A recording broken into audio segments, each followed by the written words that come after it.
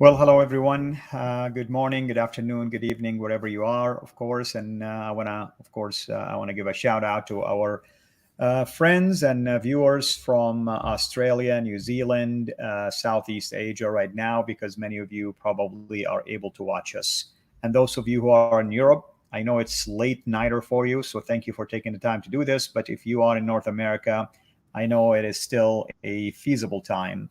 And thank you so much for all of you for praying for me. Of course, I know you haven't seen me in a while doing live streams simply from because of my health issue. I'll be having a surgery on the 31st, a third one to be exact. So I covet your prayers for that.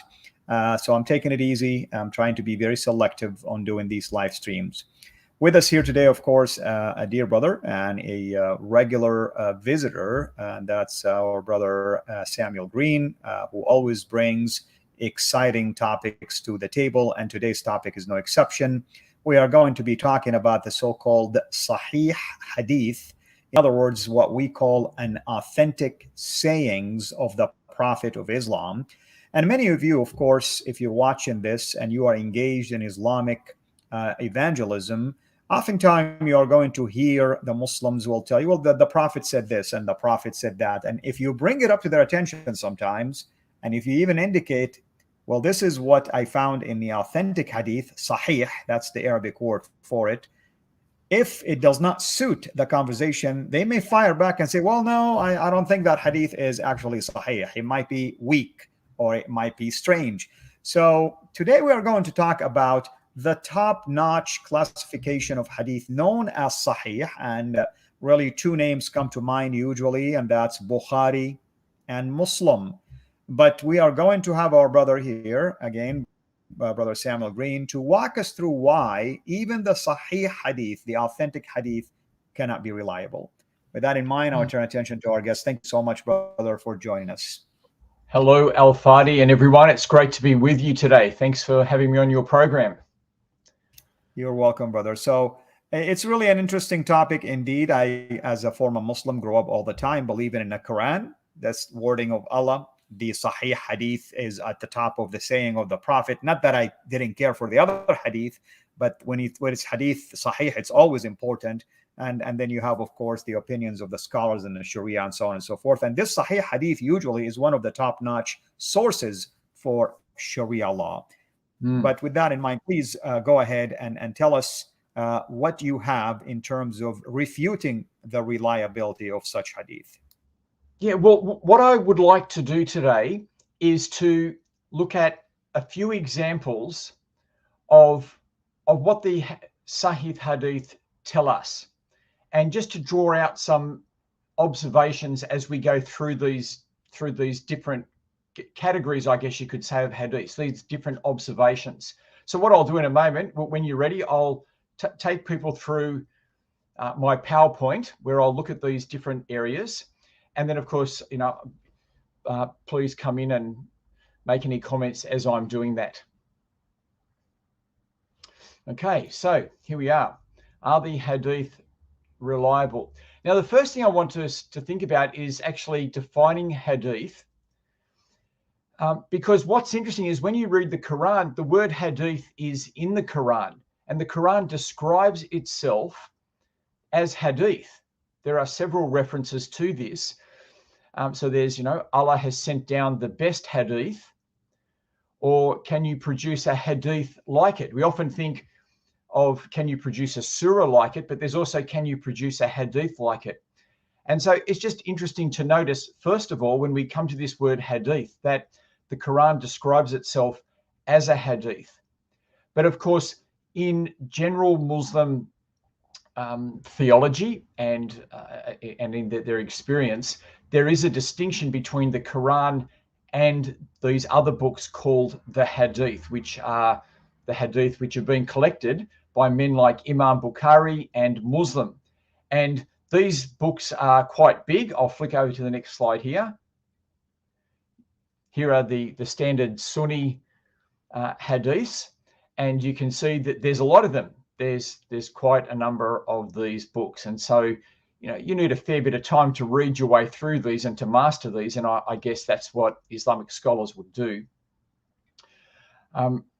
Sunni and Shias will have different hadiths, and so they don't all accept the same hadiths. And this raises an important question for us as Christians when we're debating with Muslims. Often Muslims will want to debate the Bible and the Quran, but the Quran is not the Islamic canon, right? It's not the only Islamic authoritative book. It's also these hadiths, which they would have in different grades. As you mentioned before, there's the Sahih grade for the most reliable. But we need to remember that the Islamic canon is not the Quran. It's the Quran and the Hadith. And so the Islamic canon is really open and flexible. As you were mentioning before, Al-Fadi, you can be talking to a Muslim and say, well, hang on, Imam Bukhari, Sahih Bukhari says this, and they'll just dismiss it. But yet that's their canon. That's their canon. And so while they may want to attack the Bible and attack the canon of the Bible, we need to be honest and look at the canon of Islam, which includes the hadiths as well. And so there's the hadith. And then, of course, even when we come to the Quran, as you know, there are many different versions of the Quran which are part of the Islamic canon. Did you want to make any comments there before I go on to my next point? Not at all, but I mean, I like the fact that you're talking about the canon here. And indeed, I mean, this is why the Quran only Muslims will have a problem for discounting the hadith altogether. Because, for instance, how would you know how many times to pray daily, for instance, and how to perform the prayer or other rituals as well? Because the Quran is really short, even though it claims to be a book of great detail or detailed explanations. I'm sorry to say it has no explanations whatsoever in it. Yeah, absolutely. And so the Islamic canon is the Quran and Hadith. And there's basically no agreement amongst Muslims on the Hadith. It depends which group you talk to. And as you said, you can talk to a Sunni and he'll just reject Sahih Hadiths if he needs to. And so, we need to remember this when they're critical of the Bible, that we don't just look at the Quran. We need to include the Hadith as well, to be fair and to be balanced. But what I'd like to do now is to look at some Hadiths and to see how, I guess just for us to learn a bit more of the background behind them and to make some observations. So I want us to look at, first of all, Surah 66, verses 1 and 2 in the Quran. And it says, "O Prophet, why do you prohibit what Allah has made lawful for you, seeking the approval of your wives? Allah has made lawful for you absolution of your oaths, and Allah is your protector." Now, sorry about there's a typo there. But the idea here is that you've got this situation where Muhammad has made an oath, and he's done this seeking the approval of his wives. But what we're told is that Allah has now said he doesn't need to keep his promise anymore to his wives. Okay, so what is the context here? Well, what was this promise? What was this situation where Muhammad prohibited himself from something with his wives? Well, if we go to the Hadith, we read this. And so this is narrated Sahih. It was narrated from Anas that the Messenger of Allah had a female slave with whom he had intercourse. But Aisha and Hafsa would not leave him alone until he said that she was forbidden from him. Then Allah, the Mighty and Sublime, revealed, "O Prophet, why do you forbid for yourself that which Allah has allowed to you," until the end of the verse. And so you see that this hadith, which is Sahih, says that the context here is Muhammad had a female slave, which I'm fairly sure is Miriam, and he was going to have sex with her, but his two wives said, "No, look, we don't want you to. We don't want you to have sex with this slave girl." And he made a promise not to do it. But then they left. They were out of the house, and when they came back, they caught Muhammad with her. And so it's something like that story.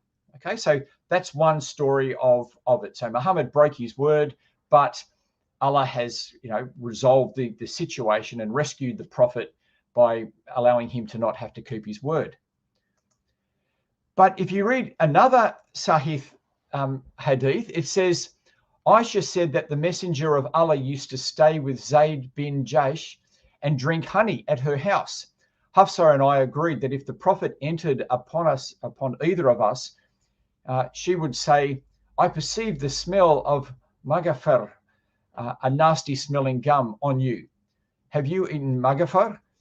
He came in to one of them, and she said that to him. He said, no, rather I drank honey at the house of Zainab bin Jaish, but I will never do it again. Then the following was revealed. O Prophet, why do you forbid for yourself that which Allah has allowed for you? If you turn in repentance to Allah, it will be better for you. And so you see there, in this situation, the promise that he made was not to drink honey again in order to please his wives. Now, they're two very different situations, aren't they? They're That's both right. Sahih hadiths. And hang on, I just want to make some observations, and we'll have our discussions. So we can see here clearly hadiths were invented to explain the Quran. Clearly, hadiths were invented. And you'll see this if you read the Islamic commentators, the tafsir.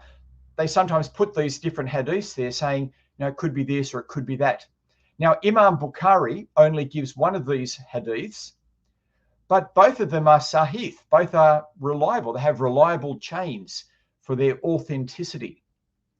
And so I guess that this is my first point, that hadiths are clearly being invented.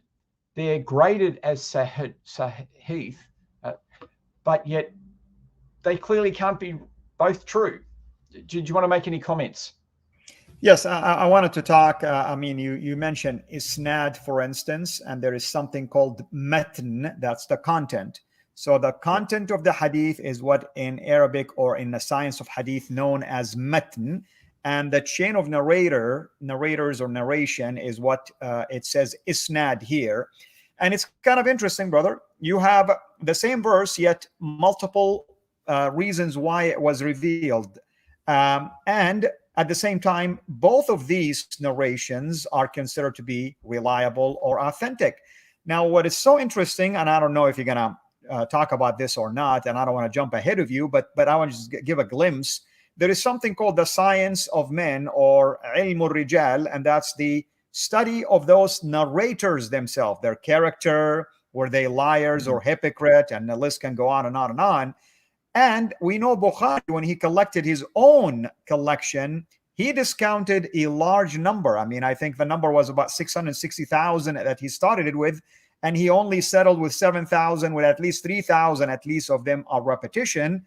Why the large number discounted? Because he said it was fabricated hadith. So it makes you wonder, if the hadith could be fabricated, why wouldn't the isnad or the narrators as well, or the chain of narration could be also fabricated as well? Yeah, absolutely. Of course they could. Of course they can. And look, that has to be the case here when we've got such, such contradictory stories. I'll keep moving through to my next point now. Now, I want to look at the satanic verses and what they tell us about the hadith. I'm not going to read the satanic verses out, but as I'm sure many of your viewers would know, the satanic verses were an event in Muhammad's life where he was desiring the conversion of the Meccan people, and he was wanting to make it easy for them to accept him as a prophet.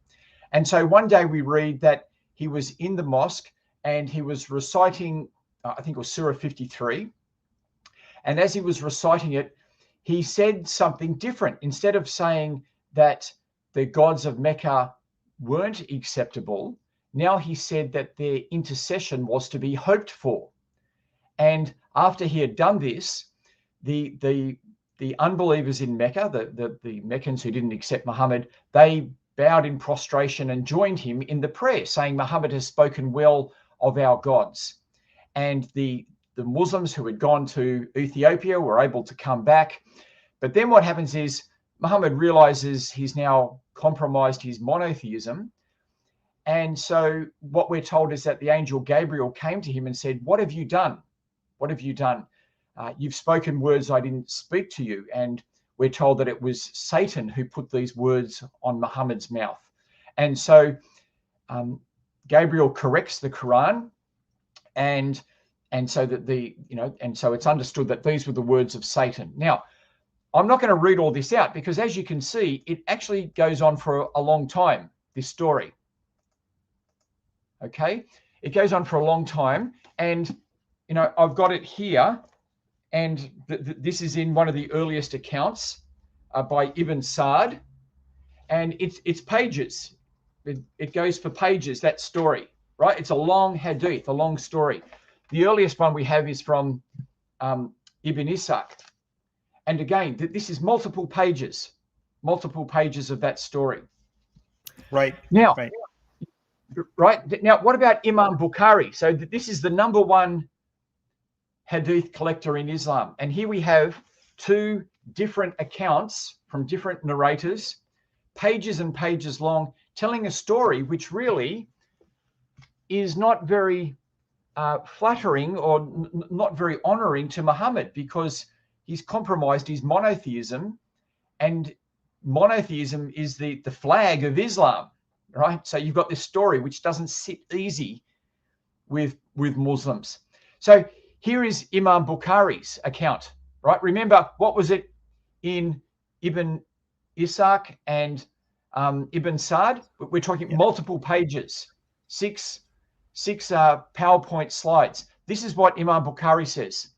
Narrated Ibn Abbas, the Prophet prostrated while reciting An-Najm, Surah 53, and with him prostrated the Muslims, the pagans, the jinns, and all human beings. That's all that's left of that story. So you can actually see Imam Bukhari has edited the story right down to just the one bit he was comfortable with. And that was Muhammad recited Surah 53 and they prostrated with him. They prayed with him. Now, I want to say to you, we can actually look at the original, right? We can look at the original and we can see what Imam Bukhari has done here. He has heavily edited the story and not passed the hadith on faithfully. Now, I'm just bringing this up here. We've actually got good evidence that Imam Bukhari is doing more than just looking at hadiths and passing them on. He's actually editing the hadiths to a form that he's happy with and then passing that on. And not to mention, I wanted to say, Ibn Sa'd is one of the people that also had doubts about the authenticity of many hadith, just to throw it out there. Yeah. So again, I've in my first example of the hadiths, I wanted to show how hadiths are clearly being invented to explain the same verse of the Quran, yet they're all Sahih. And then we see this event where we can actually look at a different aspect of hadith. We can look at the hadith in its very early form and then look at it, how it's been handled by Imam Bukhari, and we can see that he has been unfaithful. He has been unfaithful and has not passed on the story faithfully. And as I said, he's edited it down to a single sentence, something that is multiple pages. All he keeps is a sentence. So, this is Imam Bukhari. This is Sahih Bukhari, right? What else has he done in his collection?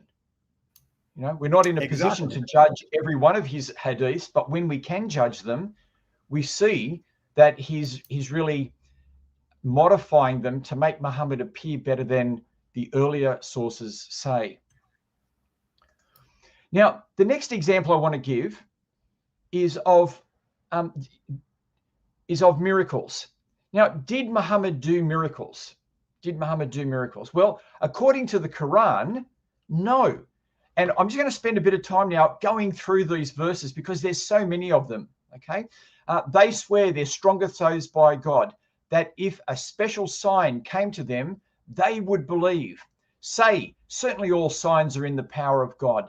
But what would make you Muslims realize that even if a special sign came, they would not believe? They say, why has no sign been sent down to him from his Lord? Say in response, God is able to send down a sign, but most of them do not know. Right? So it's clear Muhammad is not doing miracles. And they say, why has no sign been sent down to him from his Lord? Say, the unseen is only for Allah to administer. So wait, indeed, I am with you among those who wait. Then would you possibly leave out some of what is revealed to you, or in your breast constrain by it, because they say, why has there not been sent down to him a treasure, or come with him an angel? But you are only a warner. And those who disbelieve say, why has a sign not been sent down to him from his Lord? You are only a warner, and for every people is a guide. Right, so you're getting the point here, right? Look, I'm not going to read all of them, but it just keeps going, right? It keeps going. I'll finish up with these ones. They say, if only he would bring us a miracle from his Lord. Has there not come unto them the proof of what is in the former scriptures? Right? You see, Muhammad doesn't do a miracle. Instead, his God says, go and read the former scriptures. And then finally, when Muhammad is being compared to Moses, they say, the response that the Meccans were having is, why are not signs sent to him like those which were sent to Moses? And I've given you other references, and I don't want to spend a huge amount of time on that, but the overwhelming message of the Quran is Muhammad did not do miracles. Muhammad did not do miracles.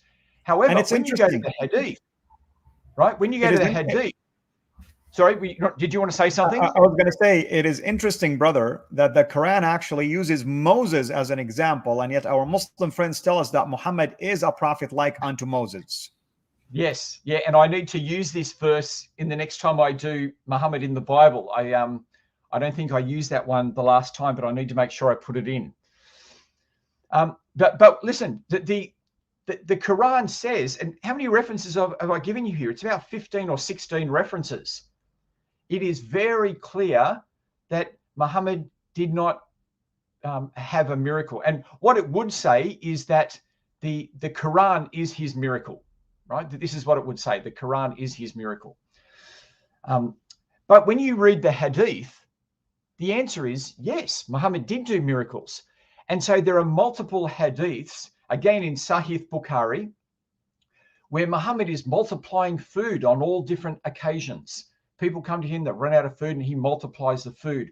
Or another one is where water is pouring out of his fingers to help people wash their hands before they pray. Even though the Quran says you can use sand to clean your hands and rub yourself clean that way, Muhammad does this miracle where water comes out of his hands. But I'm going to bring up another one. What's the biggest miracle that you've heard Muslims talk about?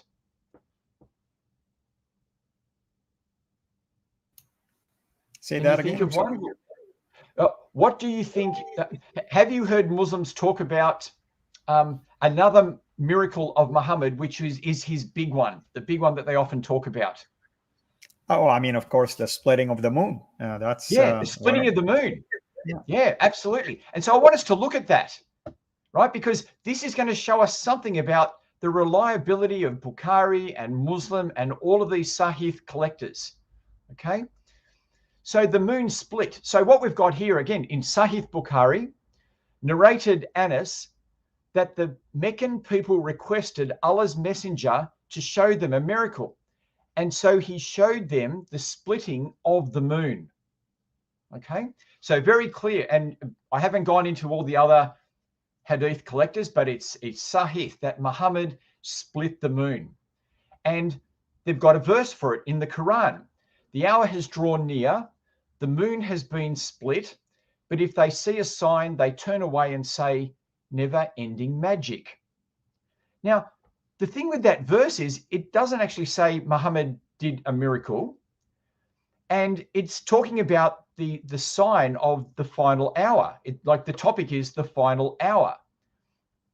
And so if you actually go and read these, and people may want to do this as a screenshot, I've got all the other references here about all these other things being split, mountains being split at the final hour.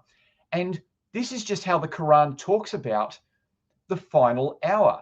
The verse never says that Muhammad did a miracle. It's saying the hour's drawing near, the moon's splitting. But if they were to see a sign, if they see a sign, then they're not going to accept it, which just fits in with the rest of the Quran.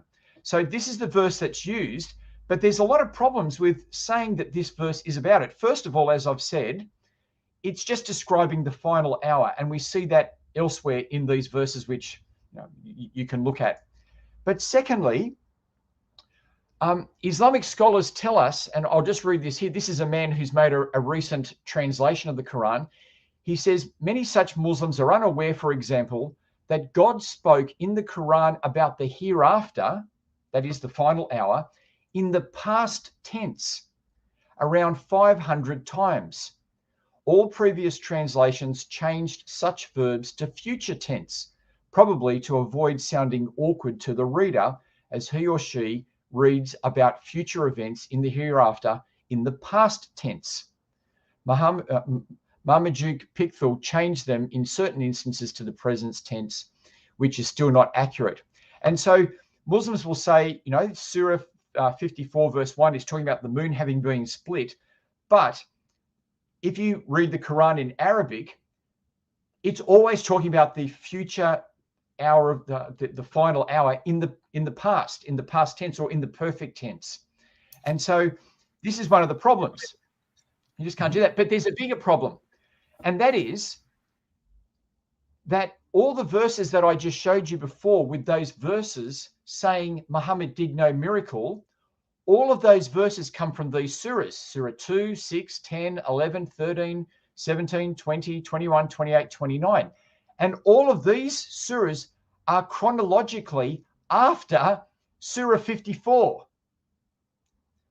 Okay, so if exactly, that's brilliant. That's brilliant, right? Because it shows that. Sorry, you go.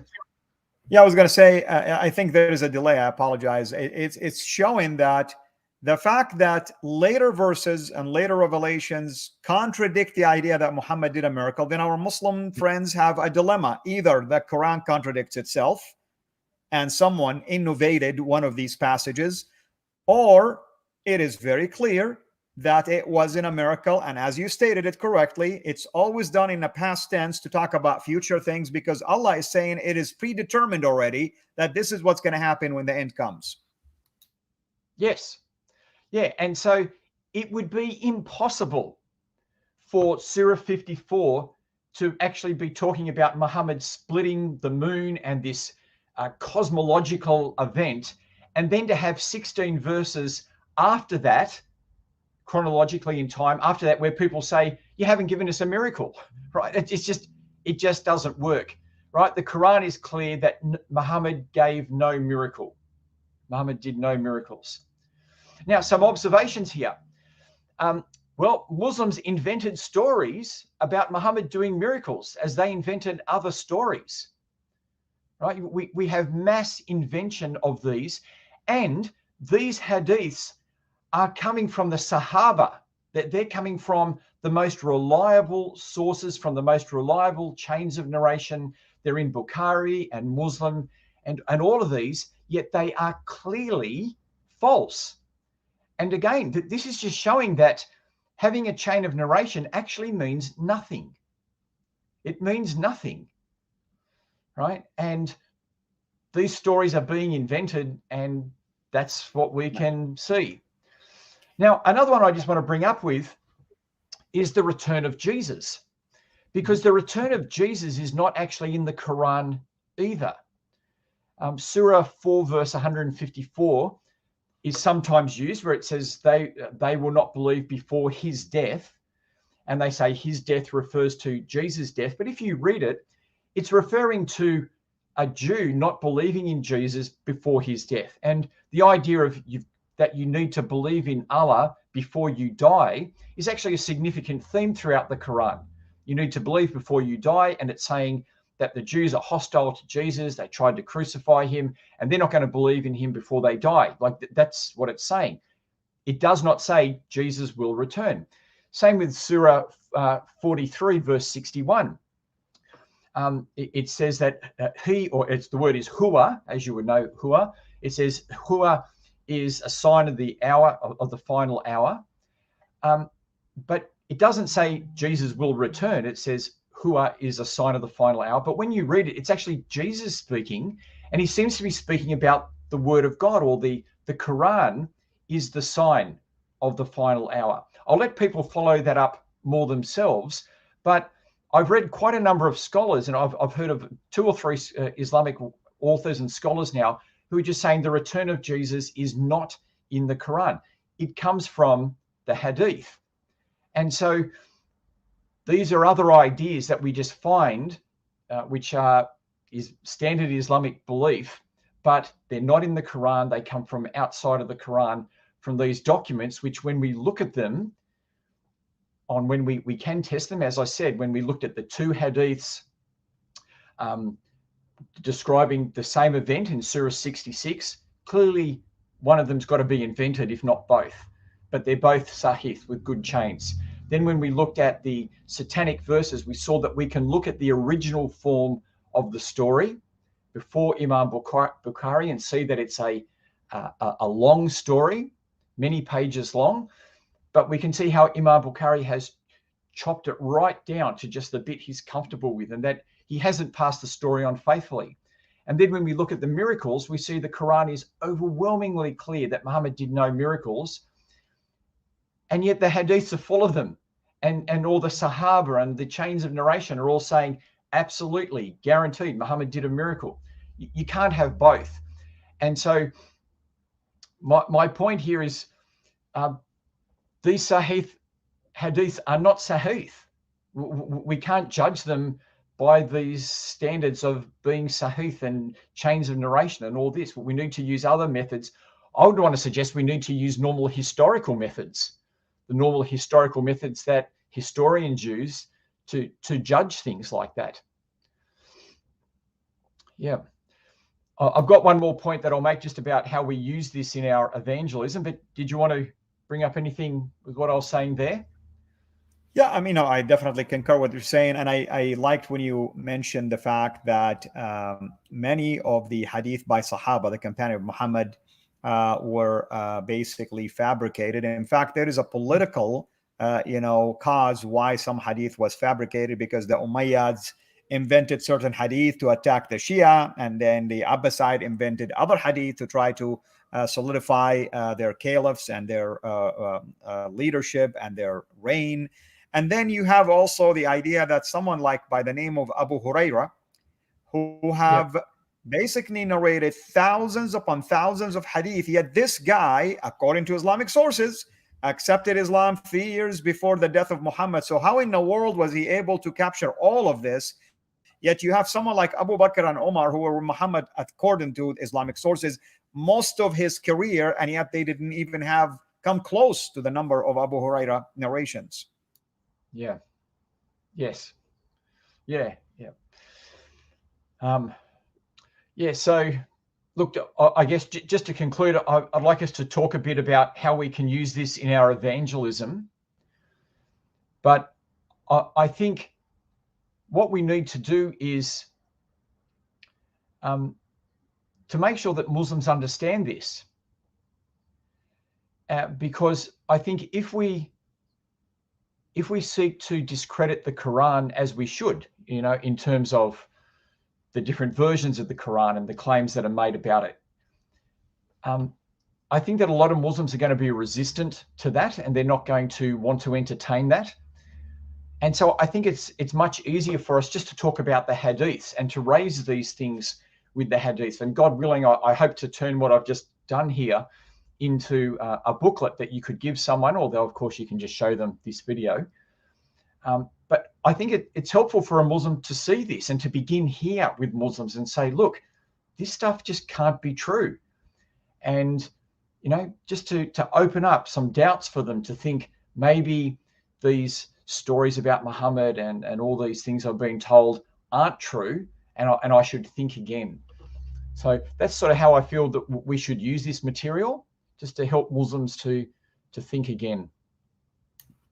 Amen. And of course, our Muslim friends usually open the door very wide for us when they start attacking the reliability of the Bible. And that's fine. You know what? You want to attack the Bible, fine. We can defend it. But it allows us also to not to attack, but maybe ask reasonable questions. So why do you think then your sources are more reliable? What is it based on? And that's when you begin to discover real quickly, brother, that Islam, as I always stated this, is a man-made religion. The hadith is nothing but a narration by mere men. And there is a science that began to examine their characters many years after their death. How in the world are you going to judge someone who is dead when you cannot even judge the living, whether they're reliable or not? And, Bukhari, for instance, 240 years after the death of Muhammad, when he began his mission, technically speaking, or at least we have his collection, 240 years after the death of Muhammad, where is the eyewitness reliability here, for instance?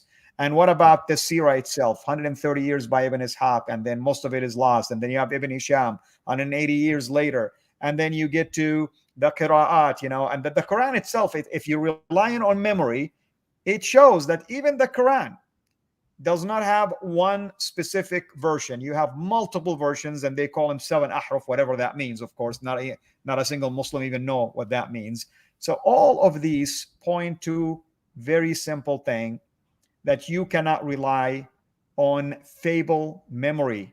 And an example you showed is that one verse in the Quran have multiple accounts of why it was revealed in the first place. Yeah,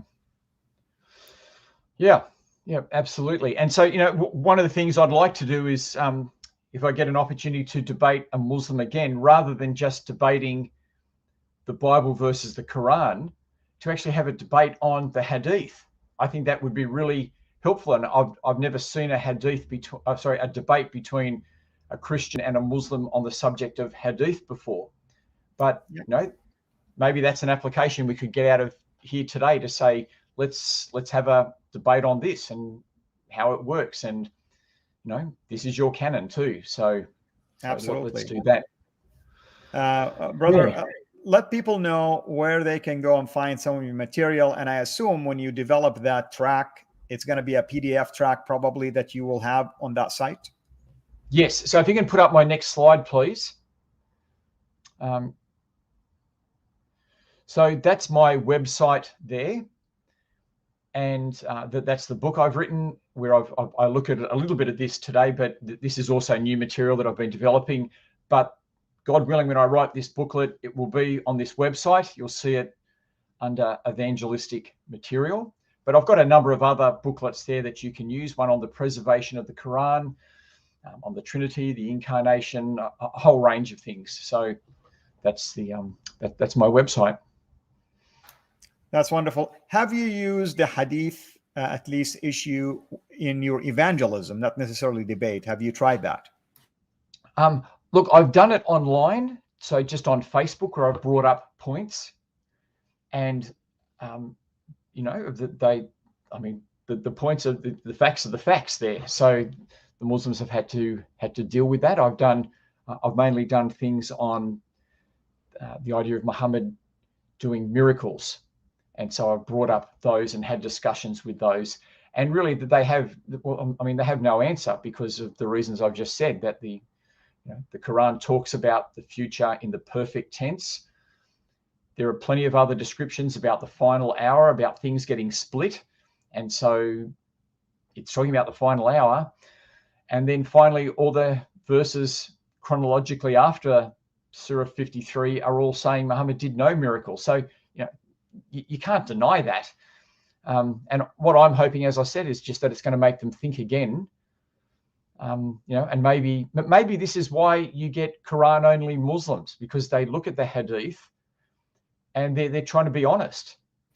No doubt the Quran-only movement supports what you just stated about the Hadith and its unreliability, not to mention the embarrassing stuff that they find in it.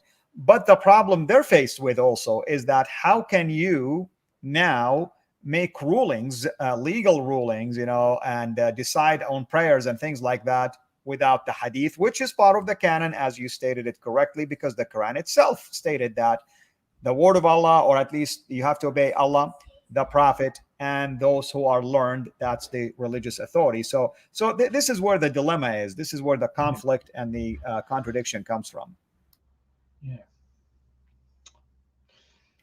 So any upcoming debates, any upcoming ministry trips? I know that you Yeah, will be so at our neck of the woods sometimes in the near future.